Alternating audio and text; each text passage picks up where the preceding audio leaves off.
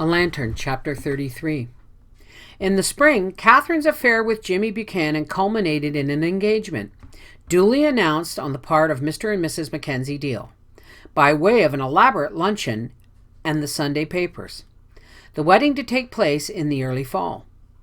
The immediate effect upon Abby was to have her begin a quilt for the bride-to-be on Monday morning.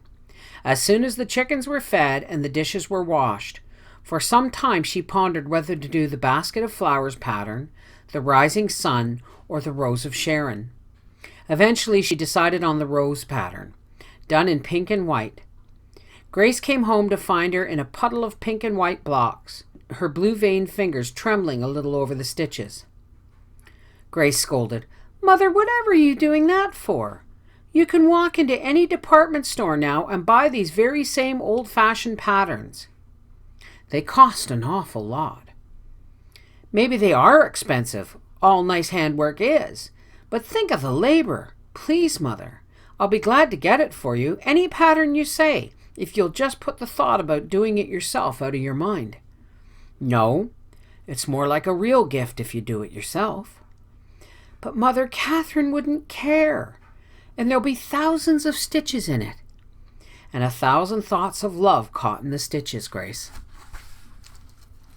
No, you could not do much with old Abby Deal when she had made up her mind. Sometimes, when she had sewed all afternoon, she would walk over to Christine's to get the cricks out of her back. On a cool April evening, she found Christine sitting up close to her cook stove cutting up potatoes for the morrow's planting. She wore the inevitable faded blue calico dress gathered full at her portly waist. Her little greasy braids, neither white nor gray, nor yet any particular color, were wound flat from ear to ear. "Oh, so it's you. Come in. Shall I make a light?" Christine wanted to know, and then added with characteristic frugality, "If we sit up close by the stove, we not have to make a light, yeah?" Abby looked around for Anna, Christine's granddaughter, who had been living with her for several years. "Where's Anna, Christine?" "Huh!" Christine was evidently disgruntled about something. "Anna, she gone to Omaha up." "Omaha?" "Yeah, to work, until she some money earn." She was excited. Her broken words came tumbling over each other. "I give Anna land all the same to her. 80 acres. 80 acres to every child I give, I tell you. I give Anna the land from her dead mother. What keep I? 3 80s, yeah. Out of all the 11 80s for myself, 3 I keep. Maybe I starve. Maybe I go to the county house by. How they like their old mother to go to the poorhouse by. Anna care nothing. She come to me and say, 'Grandmother, I have it, the land, but I have taxes to pay. Can I have money the taxes to pay?' How you like? Huh! The land I give her. Do you hear, Abby Deal? 80 acres I give her, and she come already yet and say, 'For taxes no money I have.' I say, 'Better you go and get money. Earn for taxes then, nein?' Oh, and she's gone?" "Ja, she's went." "But Christine, Omaha is such a city. Don't you know about her? Where she first went?" "Oh, I guess herself she take care. She svill pigs and corn shuck. You learn 'em svill and shuck, and themselves they take care." "Christine, why don't you sell some of your land and use the money for yourself? The 3 80s you kept for yourself are worth a lot of money now. Sell one of the 80s and have more comforts and conveniences." "Yeah, and go to the poorhouse by. How long I know I live? Only 82 I am. A man I know 104 when he die. Maybe like that I live. Maybe 20 year I live yet already.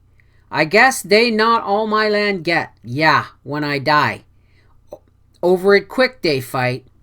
Not while here I stay." Abby Deal sighed.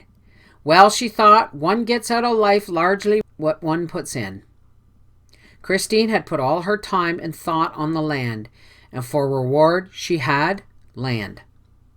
As soon as the Cedartown School was out that summer, Laura came over to spend a few days with her grandmother. Abby still found pleasant companionship in this particular grandchild, an understanding and a sympathy deeper than the usual 12-year-old girl possessed. The two seemed to hold a oneness of thought, a kinship of mind, as well as body. With none of Catherine's sophistication, the child yet seemed mature. On this visit, she would help her grandmother with the morning's work and then fly to the pencil and tablet which she kept under the bench by the long double row of cedars. It was on a late June morning that the two were seated there under the big trees which, toy-size, the Deals had planted a half a century before. Laura took out her portfolio from the box under the bench with, "Listen, Grandma, listen to this that I wrote this morning. It's about you and Grandfather Deal. I know not if 'twas beating rain that lightly tapped the window pane, or if the dying embers' flare shone softly on my old armchair. But in the scent of dusky gloom that stole within my chamber room, it seemed that from the shadowy wall I dreamed I heard you softly call. Maybe it was only the book I'd read, but I heard your voice, you who are dead. You called me by a name most dear, and then I knew that you were near." There were tears in Abby Deal's eyes. "Why, Laura, you didn't do that yourself." "Yes, I did." "But how could you? A little girl like you. How could you have the feeling?" "Well, I don't know. I can't quite tell you.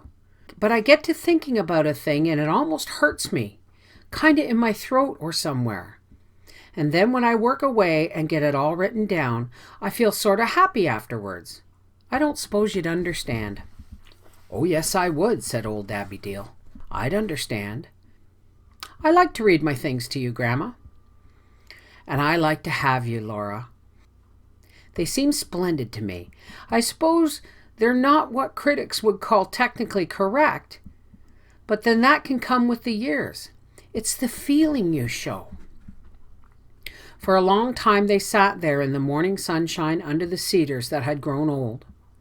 The flyer went through town, its thick black smoke writing spiral-shaped figures across the blue slate of the sky. To the east, the wide rolling prairie held on its breast the young corn and wheat and grass of the pastures. The Reinmuller boys, grandson of Christine, were plowing corn with the new type cultivator. To the south and west, Cedar Town and its comfortable homes and its paved streets overhung with elms and maples sat astride the great highway that was once a buffalo trail. To the north, behind the curving arch of a wide graveled driveway, lay on the silent city of the dead, on a knoll in the center, the monuments of the Deal and Lutz families. "What are you thinking about, Grandma?" "That your life is like a field of glass, Laura. When you look into one end, the landscape is dwarfed and far away. When you look in the other, it looms large as though it were near at hand. Things that happened 70 years ago seem like yesterday. But when I was a girl, 80 years seemed too remote to contemplate. And now it has passed. The story is written." "You sound as though you were sorry about something, Grandma." "I didn't mean to, but I was thinking that when I was a little girl, my sister Belle used to tell me about our grandmother. That would be your great-great-grandmother. Her name was Isabel Anders Mackenzie. She was wealthy and beautiful and accomplished for her time. I used to think I would grow up to look just like her. I pictured her as an ideal, and I would say to her in my mind, 'You'll be proud someday of the things I'm going to accomplish.' All my girlhood, I always planned to do something big, something constructive. It's queer what ambitious dreams a girl has when she's young. I thought I would sing before big audiences or paint lovely pictures or write a splendid book. I always had that feeling in me of wanting to do something worthwhile. And just think, Laura, now I'm 80 and I have not painted nor written nor sung." "But you've done lots of things, Grandma. You've baked bread and pieced quilts and taken care of your children." Old Abby Deal patted the young girl's hand. Well, out of the mouths of babes. That's just it, Laura. I've only baked bread and pieced quilts and taken care of children. But some women have to, don't they? But I've dreamed dreams, Laura. All the time I was cooking and patching and washing, I dreamed dreams. And I think I dreamed them into my children. And the children are carrying them out. doing all the things I wanted to and couldn't. Margaret has painted for me, and Isabel has sung for me. Grace has taught for me, and you, Laura, you'll write my book for me, I think. You'll have a fine education, and you will probably travel. But I don't believe you can write a story because you have a fine education and have traveled. I think you must first have a seeing eye and an understanding heart and the knack of expressing what you see and feel. And you have them. So I think you, too, are going to be one of the things that I wanted to do and never did. Abigail thoroughly enjoyed talking to this grandchild. Any of the rest of the family would have been a little impatient with an old woman's musings. The others were always so alert, so active, so poised for flight. All of them. Of all of them, only little Laura Deal wanted to sit and talk and dream. She told her that now. You are a great comfort to me, Laura. You are something like me, a part of me. We think alike, you and I. Between you and me, I think my reminiscences bore the others. Well, well, the old people used to bore me when I was young. They don't bore me, Grandma. They interest me. Abby smiled across at her. No longer could she look down upon Laura. The 12-year-old girl was larger than her little grandmother. And we old pioneers dreamed other things too, Laura. We dreamed dreams into the country. We dreamed the towns and the cities, the homes and the factories, the churches and the schools. We dreamed the huge new capital. When you walk under its wonderful tower, you say to yourself, my grandfather and grandmother Deal dreamed all this. They and 1,000 other young couples dreamed it all in the early days. And the architect had the imagination to catch the dream and materialize it. It is their vision solidified. They were like the foundation stones under the Capitol, not decorative, but strong. They were not well educated. They were not sophisticated. They were not cultured, but they had innate refinement and courage, and they could see visions and dream dreams. How does it feel to be old, Grandma? Abby laughed. Laura, it doesn't feel at all. People don't understand about old age. I'm an old woman, but I haven't changed. I'm still Abby Deal. They think we're different, we old ones. The Abby Deal still has many of the old visions and longings. I'm fairly contented here in the old home. There was a time when I thought I never could be, but some way we get adjusted. I've never grown tired of life as some old people do. I'm only tired of the aches and pains and the inability to make my body do what I want it to do. I would like to live a long time yet, to see what can still be invented, to read the new things that will be written, to hear the new songs that will be sung, to see heavy foliage on all the new shrubbery, to see all the babies grow into men and women. But there comes an end. Don't talk that way, Grandma. It makes me feel like crying. Why, it ought not, Laura. Not when Grandma has happy memories to live over. What memories do you have, Grandma? I have many. My little girlhood days when Chicago was a village. The 3 weeks' journey from Illinois into Iowa. The fun in the big woods behind my sister Janet's house. I can shut my eyes and smell the dampness and the mayflowers there. The old log school, and then the new white one with the green shutters. My wedding. The trip from Iowa into Nebraska. There are many memories. But I'll tell you the one I like to think of best of all. It's just a homely, everyday thing. But to me, it's the happiest of them all.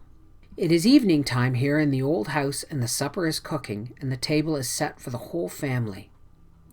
It hurts a mother, Laura, when the plates begin to be taken away one by one.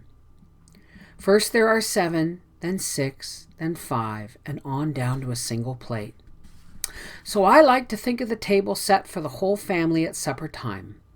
The robins are singing in the cottonwoods, and the late afternoon sun is shining across the floor. Will, your grandfather, is coming in to supper, and the children are all playing out in the yard. I can hear their voices and happy laughter. There isn't much to that memory, is there? Out of a lifetime of experiences, you would hardly expect that to be the one I would choose as the happiest, would you? But it is. The supper cooking, the table set for the whole family, the afternoon sun across the floor, the robins singing in the cottonwoods, the children's merry voices, Will coming in, eventide. I think it's a nice memory, Grandma, but something about the way you say it makes me sad. But it's not sad, Laura. My memories are not sad. They're pleasant. I'm happy when I'm living them over. You'll find out when you get old, Laura, that some of the realities seem dreams, but the dreams, Laura, the dreams are all real.